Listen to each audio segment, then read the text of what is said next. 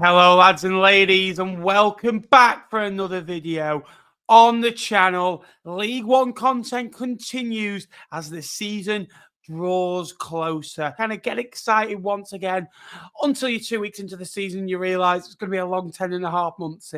What we're going to do in today's video, we're going to have a check-in, and we're going to do this regularly during the season. It's going to be called the League One check-in, where we have a look at, of course we'll have a look, and we're going to have an early look at what we think for next season. A lot has changed. We're going to have a look at the three sides that came down in Cardiff City, Plymouth Argyle and Luton Town, and the four teams that came up in Doncaster, Port Vale, Bradford and AFC Wimbledon. 17 teams from last season that I'll be hoping to strengthen from last season, whether that's finish a bit higher in the table, whether that's to climb into the top half, whether that's to mount a playoff push, or whether to get into the playoffs and go on and win them as well.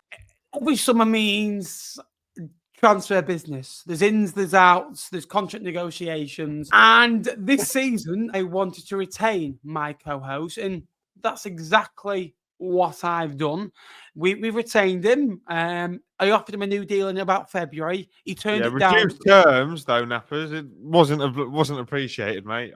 My agent has to. I've sacked my agent, so next year you've got a bit of a tougher job on your hands. Old agent, I can't disclose that information, but my new agent Sue, she's going to get me a good deal. Yeah, but if you're worth it, Sue, you'd be like, well, you should be paying Ben for the opportunity to go on his show because Ben's my favourite. That's what she wants you to think, mate. Jake, how are you, mate? How's your summer been?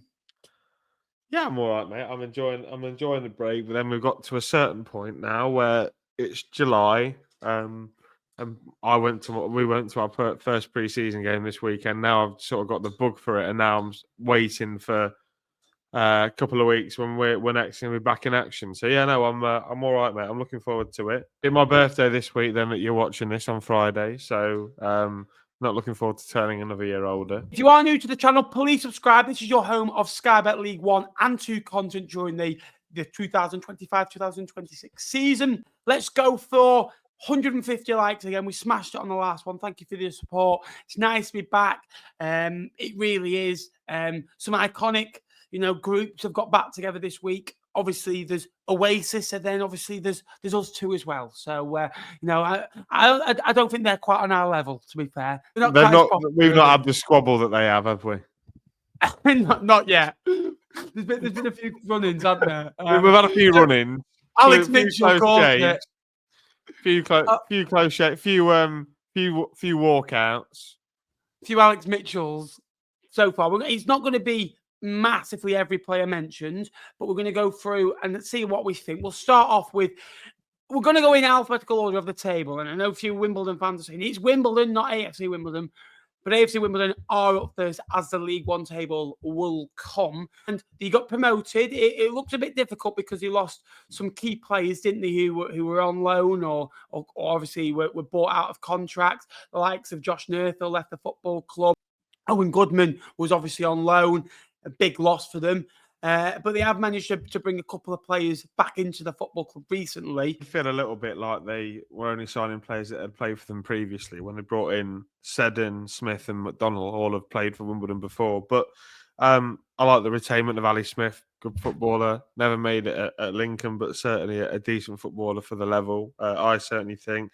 Bishop was a good goalkeeper for Cambridge last year. They've paid a fee for him at Sunderland as well. They've lost a couple of key players, but that's the challenge of being AFC Wimbledon in League One, isn't it? They're probably one of the smaller clubs, one of the smaller budgets. It's going to be important that they win games of football by that odd goal. I think that's what they did so well last year. The last 4 games of the season, the last game of the season, they won 1-0 to kind of cement that place into the playoffs.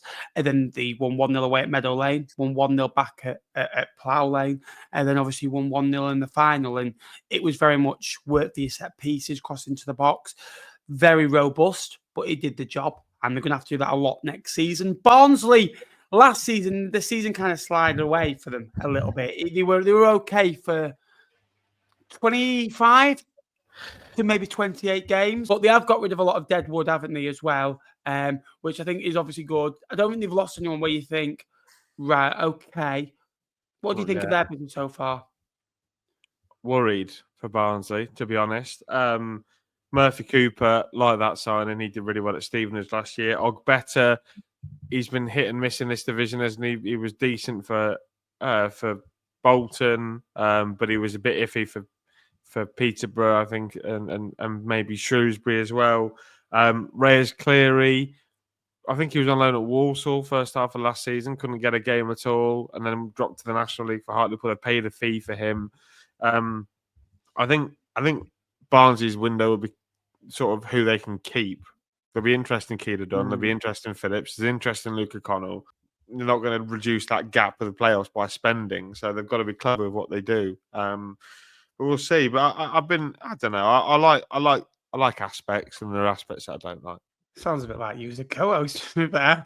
Blackpool are someone that I know what you're going to say here, but from living in the area and understanding what that football club's about, and knowing Blackpool fans are like cockroaches near me. Everywhere you go, there is one. Do you know what I mean? Where they go to the gym when I'm working, and there feels like there's a real optimist about Blackpool at the minute as a football club.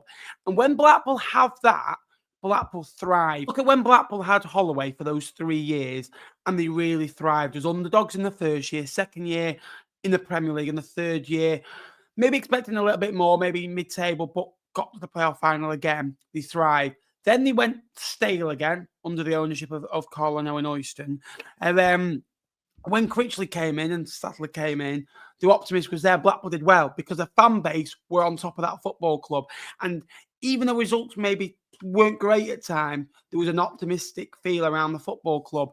When Critchley left, I feel they've lost a spark, Blackpool, in the last 2 or 3 years. The fans have still been good, but I don't think it has been as good. This summer, the Blackpool fans to get excited about before the players came in, they've had a lick of paint in a couple of stands, and they've done a bit of work to the away stand, and they're doing a bit of work to the training ground. Now, that's good, but that's little things. And all I'm saying is I don't think it takes much. I don't think it takes much for Blackpool fans to get excited about. I think that if you put a little bit of effort in and they start to feel, tell you what, they get a bit excited, the fans get on side. And there's not many better places in this division as a football club. I think Plymouth are very identical for Blackpool, similar type of ground as well.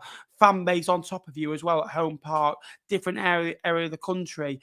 I feel that Blackpool will thrive this season. And the business I've been really impressed about. You know, they're like George Honeyman, Fraser Horsfall, Hickway, Ennis are great signings as well. Riversoli so far, they finally got a goalkeeper. More to come, you'd assume as well. I think this season, and I've been critical on Blackpool in the last 2 years, saying they are not a playoff side. They haven't been a playoff side for the last 2 years. Been near, but it's almost felt like it's been really nowhere near, really. So this season, whatever will be. Yeah, I like some of it. I like Horsfall. He's come off the back of a really good year with Stockport, and I like Ennis because he's proved that he can do it under Steve Bruce. I think, what did he score? 7 goals from 17-19 with 2 assists. Arriving, yeah, it's not quite James Collins or Joe Taylor levels, but it's decent. George Honeyman is a seasoned pro at how to get out of this league. He's done it with Hull. He's done it with Sunderland. So a big player there. I'm a little bit cautious on Michael Hickway. I'm not as keen on that one as I am the rest of them. Yes, I understand he brings experience. He's a promotion winner. But I don't think he's going to play as much as maybe you might anticipate. Franco Ravazzoli's been good, but he's been in and out of the Wycombe team. He started last season really well, but was dropped when Mike Dodds came in. Still think they've got a little bit of work to do, maybe mainly in that midfield area. I think with Blackpool, the only player I think they've lost of any note is Sonny Carey. And if I'm honest with you, for 6 months last year till January, I thought, where is Sonny Carey? Bolton Wanderers, what have you made of them? The likes of Xavier Simmons has come in, played at League One level before. Sam Dalby has come in as well from Wrexham as well. So there's been a couple of good signings in the last few days as well for Wanderers. Yeah, there are aspects that I like and some that I'm cautious about. The 2 lads have signed over the last couple of days, Thierry Gale and Mario Cozier Dewberry, I'm going to go for. The lad from Brighton. Don't know a lot about those 2. Teddy Sharman-Lowe had a decent year for Doncaster. I don't think he was a real standout in League 2. I think he's got a really high ceiling, but whether he was that good for Doncaster, he's warranted a move to Bolton Wanderers. Richard Taylor, I don't know a huge amount about. Sam Dolby, obviously, I think he won the Golden Boot in Scotland for Dundee. I don't know. That's a different level. The Scottish Premier League is a different level. I don't think you're playing against as good teams consistently as you are in League One. Javier Simmons was decent. I mean, he had a spell at Fleetwood, didn't he? He then went to Wycombe last season and tried to fill the Aaron Morley hole. I didn't think he did it as well. So I don't know. It depends what Schumacher does. If he changes shape, then I think there's still a little bit of work to do. But if he's going to continue with the three at the back, then we'll see. But there'll be a team that they've paid money. They've paid good money. There's been a lot of change off the pitch at Bolton. They'll be backing themselves, mate. And on paper, it looks decent. They've had a refresh of the squad. Aaron Collins obviously has left. Santos has left. Baxter has left. Yeah, Gethin Jones has left. So there's players that have been a big part of what they've done. But mainly that song, Ben. Baxter at the back. Yeah, exactly. They're all gone. To be fair, I do think, though, it's right because yes, it's been a big part of what they've done. Bolton Wanderers have achieved nothing. They got to a playoff final. Yes, they've won an EFL Cup, which is great. It's a piece of trophy wear. But in the league, Bolton Wanderers, yes, they built something. But how long do Bolton Wanderers want to build something? They're a championship football club, if not higher. They've not achieved anything. And not to go Roy Keane here, it's about time that football club did something, and we hope so. Bradford City have arrived into League One, finally, by the way, and they've added some, in my opinion, some really good players. Abu Toure is a player that I really like from his time at Salford City, went to Stockport, was a bit of a squad player there as well, but started to play a few games towards the end of the season. Josh Nerthel on the other side, on the right-hand side, is a great signing. Stephen Humphreys is an experienced kind of League One player as well. Matthew Pennington from Blackpool as well. They've also signed Will Swan recently from Crawley as well. Again, good, smart signings so far, I think. And I think Bradford are a club that will come up because of the fan base, because of the signings, because of the manager, because of the squad. I don't really fear for Bradford this season. You fear for them? A little bit. Why? Those signings, they have strengthened their squad, and they have good players already. Absolutely. I'm not big on many of their signings. I'm big on two of their signings, definitely in Humphreys and in Josh Neufeld. Big on those two. I think they'll be a bit close to the bottom four. Personally, Will Swan, not a massive. No, I agree with that one. Curtis Till, I'm not a big fan of at all. I think he's slow. I think he'll get caught in League One by quicker centre forwards, smarter centre forwards. Their squad, I think it had a bit of work to do to get up, and I don't think the work to get them to comfortable mid-table has yet been complete. What about Burton Albion? Because for the last few years, it's almost felt like they're going to go. But some can say that they're going nowhere a little bit in League One, that they feel like they're just about to stay up, but they're going nowhere, and that's what they can do. But I almost feel as well with their recruitment, especially in the last few years, that you don't know where they're going to go and recruit from. They could go to League One, they could go to League Two, they could go over to Scotland, they could go over to, foreign countries. I wouldn't be surprised if you went over to Colombia. That's how, mad. They did sign Alejandro Bran, who was, I think he was a Costa Rican international, but I don't think he played. Exactly. What do you think? Because he brought JJ McKiernan back to the football club. That's a smart signing. He brought Jake Beasley in as well. There's obviously other rumours that might be coming in as well, because they have lost some key players as well. John Daddy Bavardson being one. Yeah, that worries me. And the rumours of Roman Burrell potentially leaving, if they lost him, who scored 11 in towards the back end of the season. I think if they lost him, I'd be worried about where their goals come from. Tavares seems like the backup sort of player. They've made Dylan Williams has moved permanent. I like that one. JJ obviously is a player that I like, and I'm happy that he's gone there on loan. The reason why people are positive on Burton, I think, is look at the impact Gary Bowyer had when he came into the football club. But the signings, I feel like he hasn't maybe been backed as much as maybe he would have thought he would have been, given the fact that they're not small Burton. They don't pay the smallest wages. They don't have the least amount of money. Yeah, they're maybe the smallest club, but they're not a small club with no money. They're a small club with a decent League One budget. The other ones are like Beasley, I'm not sure on. And Misser as well, the goalkeeper, who's been there before. He's been at Ross County, so we'll see how that gets on. Max Crocombe is a big loss. Sweeney is a big loss. Bodvarsson is a big loss. So, and if Burrell goes, then really all they've got left is Godwin Belife and Charlie Webster. So we'll see. I'm worried for Burton. Do you think this is the year that Burton Albion start falling down? Go down Circle the drain pipe, haven't they? For long enough. We saw it with Shrewsbury. We saw it with Cambridge. You flirt one too many times with that bottom four, Ben. Ultimately, one day it's going to come. Cardiff City. Really should move on. Barry Murphy's coming on a 3-year deal, and if they think they're going to come down and smash this league, in my eyes, I think that, okay. Bigger and better football clubs have come down and thought that. I think they've needed this as a reset. They have managed to get rid of some players off the wage budget. I'm a bit worried about them, really. I don't really know what to say about them because little by little, they're not giving me anything to work with.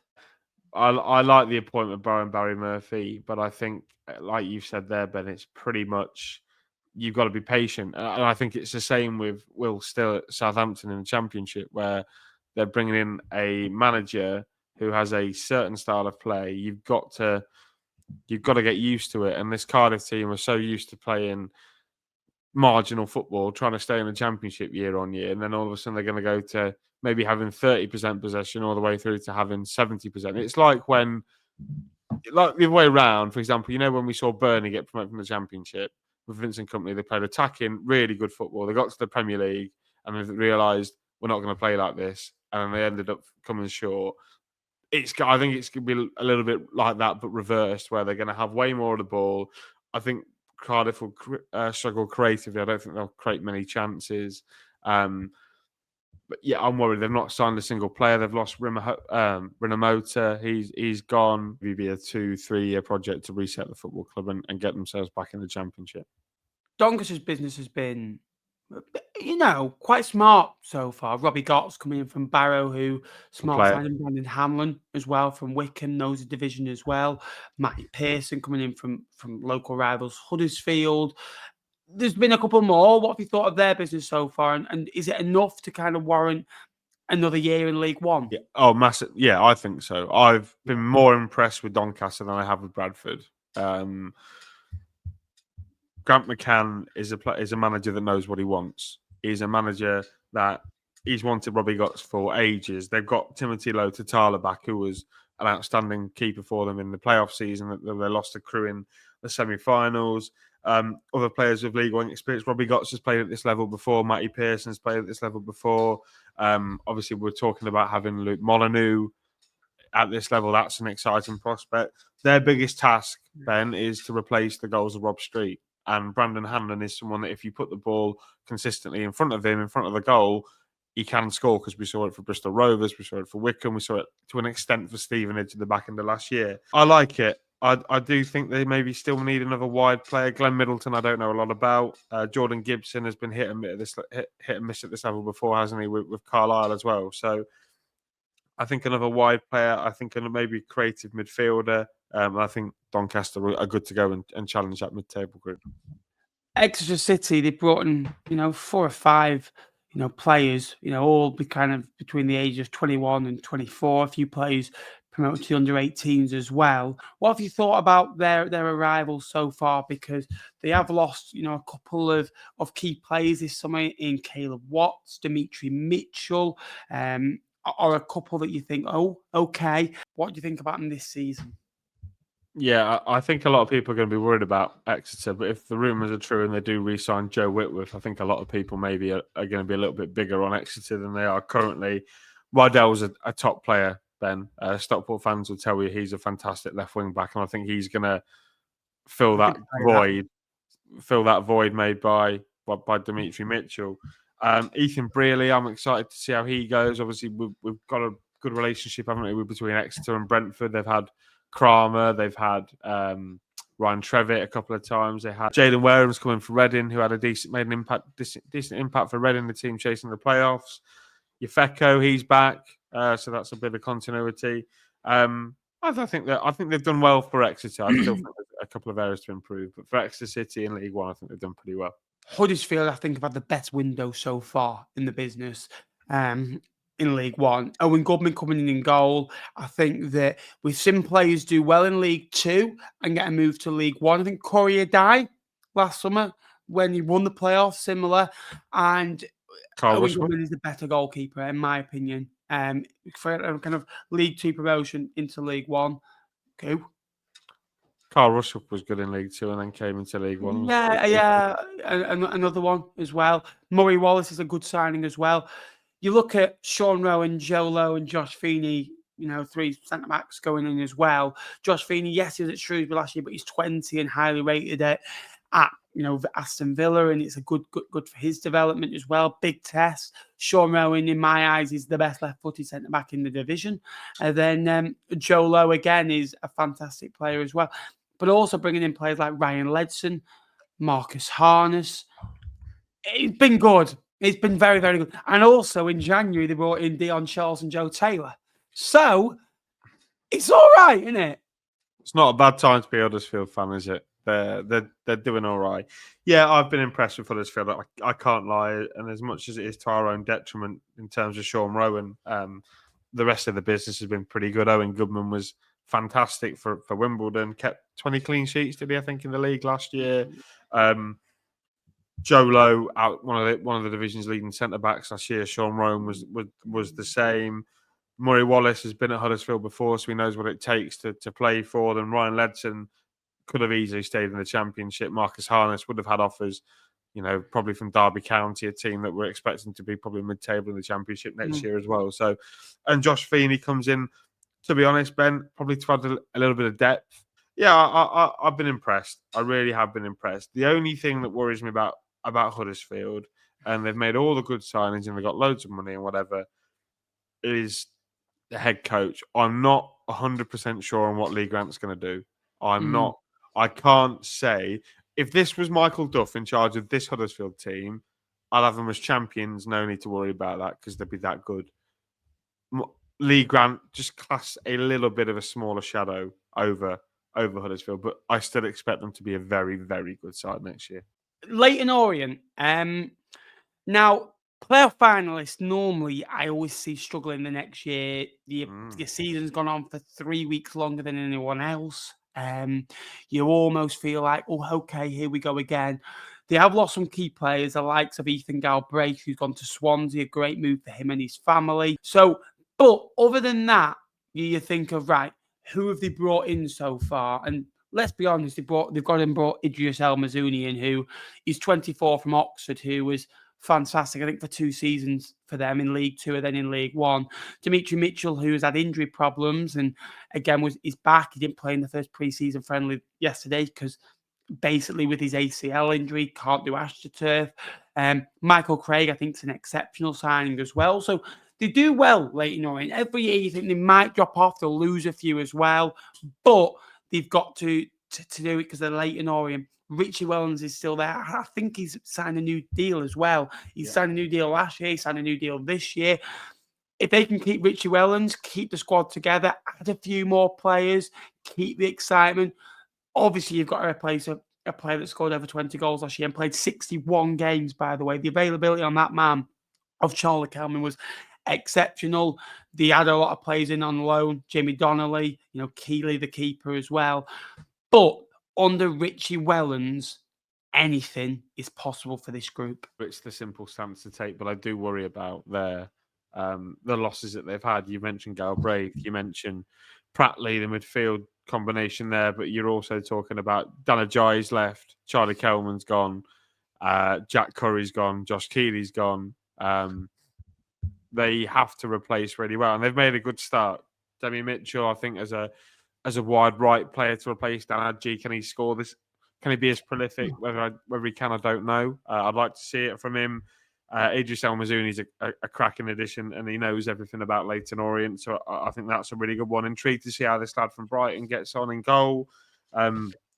Craig, like you say, a really good signing at right back.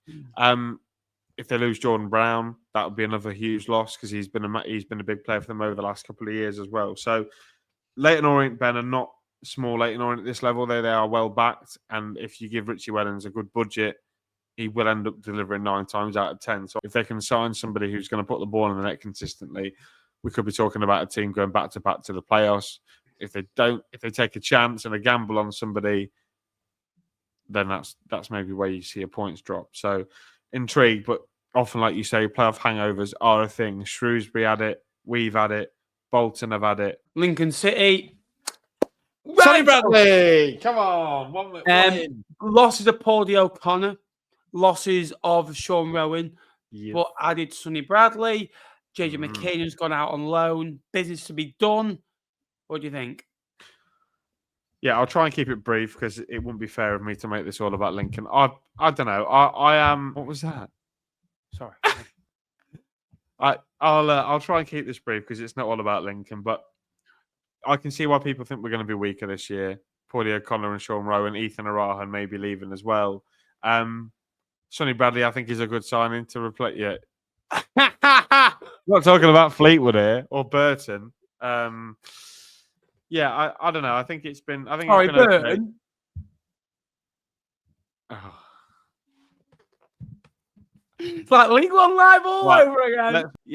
I think it's been all right. I think it's been okay. I think there's work to do. I still think there's maybe 3 or 4 that need to come in. But I think Lincoln, they had 28 pros on the books, 26 pros on the books at the end of the season.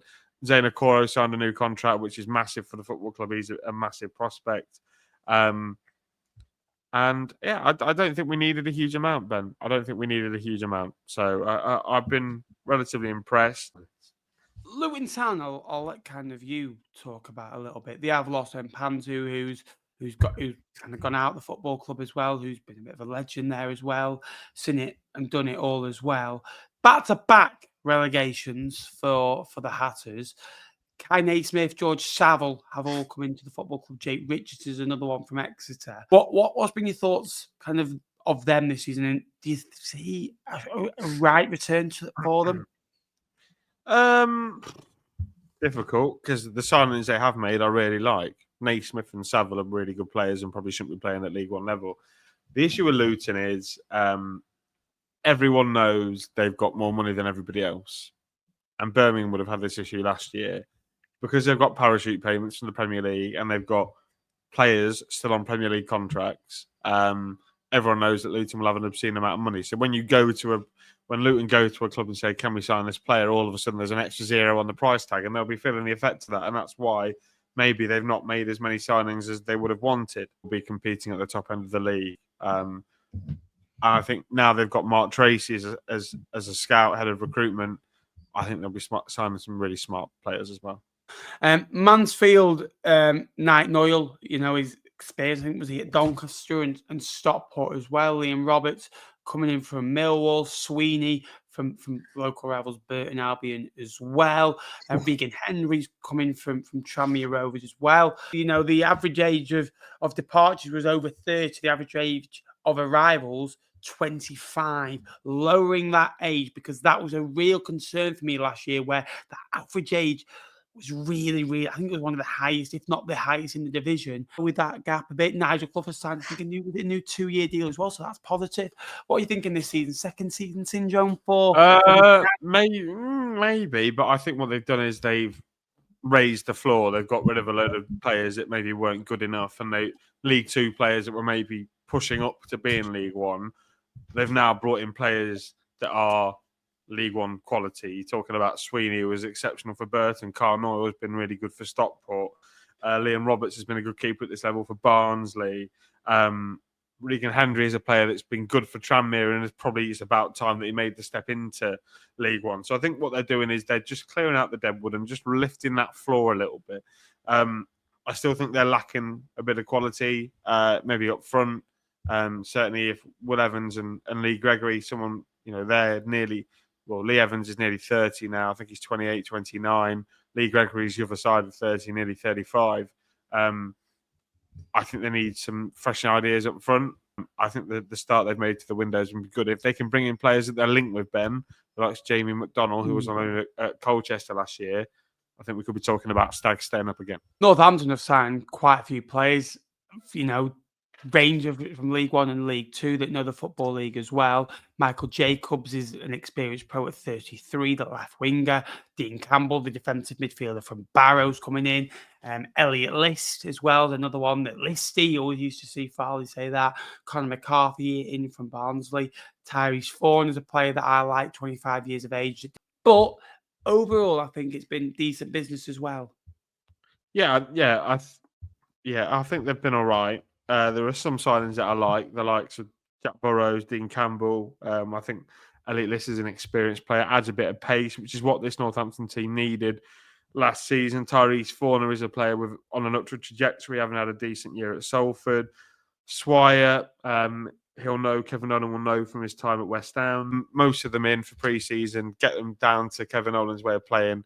I think they stand a chance, and I've been impressed. There are bits in there that I'm not huge fans of, but Kevin Nolan is a manager that I doubted last year and shouldn't have done. So I think he might well be doing that for a few people again over the summer. And another mini Peterborough raid. Kwame Poku left the football club obviously to go to QPR. I don't think DMAT was too happy about that, was he? Obviously, Adjiboy wasn't really a big player for them. He's gone to Carlisle and dropped 2 divisions. He was on loan at Newport last year. Manny Fernandez has gone to Rangers, which, if I'm honest with you, when I watched him, okay. That's all I'll say. I don't want to be too disrespectful. Ricky J. Jones has gone over to St. Pauli. I don't think DMAT was too happy about that, because obviously I don't think they get a fee with him going abroad as well. Teo Adoon's gone to Stockport. Massive losses of Shamanga. They'll be gutted to lose to Crawley. Again, they've lost the squad that was so good for them now, pretty much. They have still got a few players left, don't get me wrong. Are they going to be Peterborough fighting for the playoffs? No. I don't think so. I think they're off but it. I think what you do have to give some credit to is that Peterborough do get recruitment right 9 times out of 10. They had one bad summer last year. But looking at these on paper, Declan Thrift, I think he's played for Chelsea and West Ham, or is it Aston Villa? I can't remember. He's come through a pretty good academy and gone out to Switzerland and played first team football. Alex Bass, Ben, we saw how good Alex Bass was for Notts County when we went and watched him in the playoffs. But I think the idea for this Peterborough team is now they've got them all on 3-4-year contracts. They're not recycling it. They're not recycling every 2 years like they were. Am I still on? Oh. Yeah. I've muted myself. Apologies. They're on 3-4-year contracts where they're not going to be poached every couple of years or without being compensated for. So I don't think Peterborough are as strong as they were. Obviously, they've lost a lot of key players, but I certainly have a lot of trust in this Peterborough recruitment team that the lads they have brought in. While we don't know a lot about most of them, in 2 or 3 years, we'll probably be saying, my God, that Declan Thrift, he's going to go and play for like someone in the Premier League. Or Plymouth Argyle, I've been quite impressed with their business, and I think it gets forgotten about who they signed early on in the window. That the likes of Caleb Watts, Jamie Patterson are excellent signings, and Brendan Wirradoo is another one that's come in that, in my opinion, can go and progress in League One. It was the right time to get rid of him at Fleetwood, if I'm honest with you. Good player. Hopefully he does well there as well. Obviously, Pebble has come into the football club as well. They have to get rid of a lot of players. The likes of Callum Wright's gone out on loan. That says where they're at, Plymouth now, how good he was for them a few years ago. Yeah, Maxie. Obviously, Ryan Hardy's gone to Wrexham as well. That are losses, but they've gone to the Championship. I think there's an element of a little bit of work to do for Plymouth Argyle. I still think they need to replace the goals from Ryan Hardy. The strikers they've brought, the lad from St Mirren, I don't know a huge amount about. Pebble was decent for, I think it was Southend, wasn't it, in the National League? That's a jump up to League One. It wasn't great for Chesterfield when we went and watched him. I like some additions. I think Mackenzie, the left back, I think he's going to be a really good signing for them. Brendan Wirradoo, like you say, has been decent. He was certainly good enough for League One level. So we'll wait and see whether he can make that step up and play for a team that want to get out of League One. We'll wait and see. Caleb Watts, again, I think he's a player with a similar sort of trajectory and ceiling to Brendan, a decent player that's probably League One level. We'll see if they can take the step up by playing with better players. Bradley Ibrahim as well. He was had a really good spell at Crawley last year, and we'll see how he does playing for a better team. So yeah, I've been impressed. Nothing to massively shout about. Not a statement signing yet, but if they sign Burrell from Burton, potentially we might be shouting about them. But I still think, their best bit of business this summer, Ben, was Tom Cleverley. Agree. And with promotion, sometimes when you get promoted into a division, comes tough decisions. Letting go of Nathan Smith. Port Vale was a difficult one, but I think they've signed really well. Cameron Humphreys coming in, the ghost of Jordan Shipley coming in, as Shrewsbury fans were saying. I don't think the Salopcast are big fans of him, but it's a League One signing if you can get the best out of him. I know how good he was at Coventry. Jordan Gabriel, I think, is an excellent mid-table League One signing. I don't think he's a side that wants to go and push on, but he's a good League One player. And that's why they've been good for Blackpool in the last 2 years, because they've been mid-table. Now they want to push on a little bit as well. Marco Morosi, I think, is one that has come in, hasn't he? Again, I think that their signings have been good. Ben Waine, I'm not quite sure about. Hopefully Vale can, progress this year. So we play Port Vale. Well, we end our season, so we play Port Vale. So that's exciting, isn't it? Again, similar to what I think Mansfield have done, Ben. I think, but they've done it maybe a year earlier. What Mansfield should have done last year was they've brought in a load of League One proven quality into their team. You're talking about Gabriel, you're talking about Humphreys, you're talking about Shipley.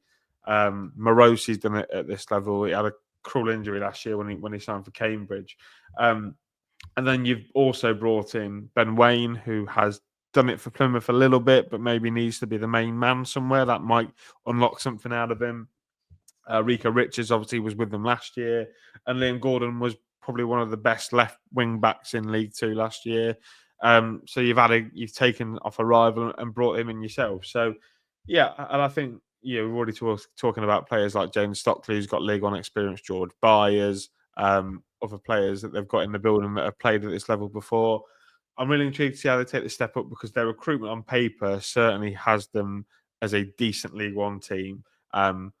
Sometimes when a certain club just gets to a certain level, they just can't perform, and I worry about Port Vale with that being in League One. Last time they're in League One. Reading, the Kuwigs, new owners, great news for them. They can reset as a football club. It might not be all plain sailing. It might be more pressure next season. It might take a bit of time to get rebuilding, but they've got a football club that is going to be run the right way. Jack Stevens has come in. Paudie O'Connor's an excellent signing. Lewis Wing signed a new contract. They have lost the likes of Tyler Binden. That is a big loss as well. What do you think of it? Well, they got the signing of the summer in League One, in my opinion, in Paudie O'Connor. Of the available centre halves on the market, I don't think there was a better one than Paudie. No. He had some real experience, some real know-how. He was a phenomenal player for us. He was, and it's a good move for him. Jack Stevens to come in as backup. Joel Pereira signing a new contract. That's a big one as well. They've lost him Benge, which is a real shame. Matty Jacob as well coming in, adds decent quality at left back. So yeah, I think Reading have work to do. I think they need to bring in a goal scorer. But moving on, Rotherham United, they had to get rid of a lot of players, didn't they? Really.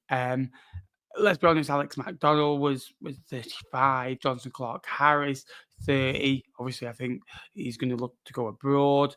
Obviously, a Dolphins left the football club. Andrew Green. Again, players coming in. Kean Spence, I really like. I think Ted Cairns coming as well. Kean Spence is one that's always intrigued me at League Two level at Barrow. What do you think about them next season? Because new arrival, new manager, obviously back in the last year. I don't really know what to make of this Rotherham group. I'm not a fan personally. I'm leaning more that way. And the new manager, I think, is probably the biggest limitation that they're going to have. Whether he shuts me up, I don't know. I'd like him to, but when you compare it to other clubs in League One, Rotherham are nowhere near as strong, and Spence and Can are not signings that top end League One clubs would be making. Stevenage, Phoenix Patterson, Ken Campbell, Jordan Horton, Saxon Early coming in to strengthen the borough. Players going out, got FIFA Presley, to be fair, the press.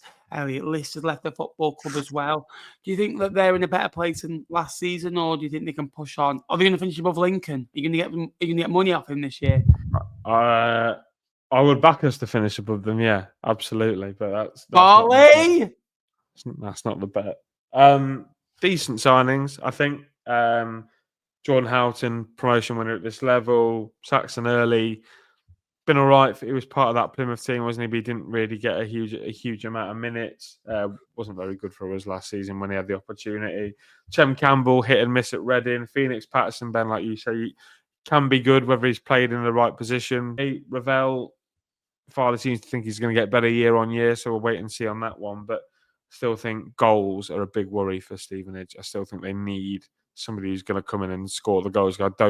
Their forward options, Reed, Tyrese Campbell, Tyrese Simpson, Louis Apre. I don't think there's enough goals in them to do the business. Stockport County playoffs last year obviously will always come with departures. Alafe left the football club to go to Charlton. Sam Hughes has gone to obviously Peterborough as well. So their departures, but they brought in the likes of Taylor Doon, Olowu, as well as a decent signing centre back, good age, good profile. What have you thought about them? Do you think they can go again under Dave Challoner, who's never finished outside the playoffs in a full season? Yes, I do. They've kept a lot of the players that were decent last year, and they've added Malek Mothersill, who I think is the long-term Louis Barry replacement from last season. Joe Olowu, I think, could even be an upgrade on Fraser Horsfall, who they had last year. Such a good player. Got some really good players in there. Jaden Ferry, I think, is due a big season. Jack Diamond as well. You're still talking about having Corey Dyer as a good, decent goalkeeper for the level. So, yeah, and under Dave Challoner, who just seems to get things right at Stockport. And similar, like I said, with Reading, I still feel like Stockport have an ace or two up their sleeve. I still think they've got a big deal or a really big player to bring in. They'll probably sign someone really good on loan, I would anticipate. I think they're going to do really well next year. I'm big on Wigan, Wigan have actually scored, and I think they're going to score a lot of goals next season. That was the biggest failure last year. Christian Sadie from Portsmouth, Dara Costello, ex-Aki, ex-Northampton, Galloway, coming in from Burnley. I think it's an excellent signing. SPM, Sir Paul Mullin, coming in from Wrexham. I know you're not a massive fan of him, but I still think he can add 10 or 12 goals if given a chance in this division. The signing of the lot for me is Callum Wright. I really like from Plymouth. He's always impressed me. I think their Wigan next season are going to be the biggest improvement. Yeah, I wouldn't be surprised. I like Callum Wright, I really do. And I think him sitting in behind Dara Costello and Christian Sadie could be a really lethal front three for them if that's the way that they're gonna roll with things. Look, Christian Sadie is a really decent player. Got promoted at this level with Portsmouth. Paul Mullin obviously is a big legend for Wrexham. Dara Costello, though, had a great back half of last season at Northampton, scoring. I think he scored 6 goals. Yeah, look, under Ryan Lowe, normally his teams score a lot of goals and are very good going forward. They just lose that bit going backwards. But if you look at Wigan over the last 2 years, what you'd say about them is they've been so good defensively. They just needed that attacking sprinkle on top, didn't they? And ultimately, with the players that they've signed, pretty much all forward players, it would indicate that Wigan are probably going to score a few goals next year. So I'm excited. I can imagine the Wigan fans are very excited for next season. And last but not least, Wycombe Wanderers, playoff semi-finalists of last year. Rizzoli, Hanlon, Sam Vokes have been big plays for them over the last few years. Leaving the football club, Joe Lowe's a big loss going to Huddersfield as well. I think so. The goalkeeper's had scoring at Manchester City, so he's going to be a decent player. You would envisage. Bradley Fink, I don't know a huge amount about, but he had a decent youth scoring. Yeah, I'll have a think. I think he had a decent scoring youth record at Dortmund, but whether that translates into first team football, I don't know. Taylor Allen, great signing. I think he can play on the left side of the back three. That's probably his best role. Katerna, I'm looking forward to seeing how he gets on at a decent League One club because he's been decent the last couple of times I've watched him. What? Oh, Bears! at a decent League One club. Ouch. He's got back-to-back relegations, mate. It's not on, is it? I'm huge on, but I think there are aspects there. They've got a good budget. You'd imagine Wycombe will still make some splashes in the window still to come. With you there, Jake. Like all times, this we half an hour video. We are here every Sunday night during the footballing season. We'll be live a week before the footballing season to preview League One once again, and then Sunday nights we're back. Are you excited to be back, Jake? Excited to work again? Get back to it? Yeah, can't wait, mate. I've loved giving up my Sundays. So yeah, I'm looking forward to. If you don't want to do it, man, I can always find. I didn't. Oh, there was no sarcasm. I loved it. I love doing League One live. So looking forward to it, mate. Yeah. Jake, thank you very much. Thank you very much for watching. I hope you did enjoy. Please like, please subscribe. We want 20k subscribers this year. 20k. We can hit that. Come on. We're over 17,000 subscribers now, and believe me, there's a big jump between 17 and 20. As Jake will know, thank you so much for watching, and until next time, I will see you later. Go on, League One. Is that pot talking to my kettle in the kitchen? Jake, thanks for joining me, mate. Thanks for watching.